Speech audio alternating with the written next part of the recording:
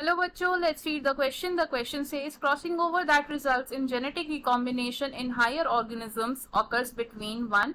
Non-sister chromatids of a bivalent, 2. Two daughter nuclei, 3. Two different bivalents, 4.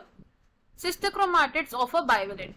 Question में हमसे पूछा है कि क्रॉसिंग ओवर जिसकी वजह से जेनेटिक रिकॉम्बिनेशन होती है ऑर्गेनिजम्स में वो किन के बीच में होती है। हमारे पास 4 ऑप्शंस है, हमें इन 4 ऑप्शंस में से एक करेक्ट ऑप्शन को चूज करना है। तो सबसे पहले क्या करेंगे, we will be starting with key concept, और इस क्वेश्चन में हमारा की कॉन्सेप्ट होगा pachytene stage.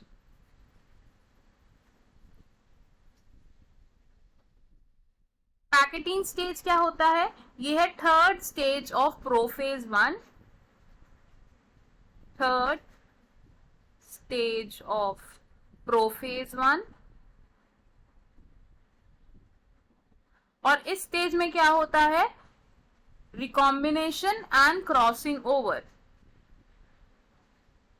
Crossing over and recombination. Crossing over और रिकॉम्बिनेशन से क्या होता है, जेनेटिक मटेरियल का एक्सचेंज होता है। तो क्या लिखेंगे, crossing over results in exchange of genetic material. और क्रॉसिंग ओवर किन के बीच में होती है, ये होती है between non sister chromatids of homologous chromosomes.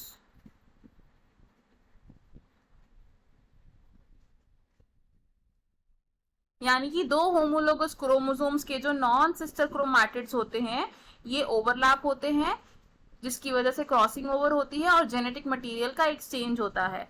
अब होमोलोगस क्रोमोसोम्स के पेयर की अगर हम बात कर रहे हैं तो उसे क्या कहते हैं हम, बाइवेलेंट। तो बाइवेलेंट को हम क्या लिख सकते हैं, ये क्या होता है, a pair of homologous chromosomes. तो क्रॉसिंग ओवर किसके बीच में हो रही है, non sister chromatids of a bivalent. अब क्रॉसिंग ओवर कैसे होती है ये समझते हैं।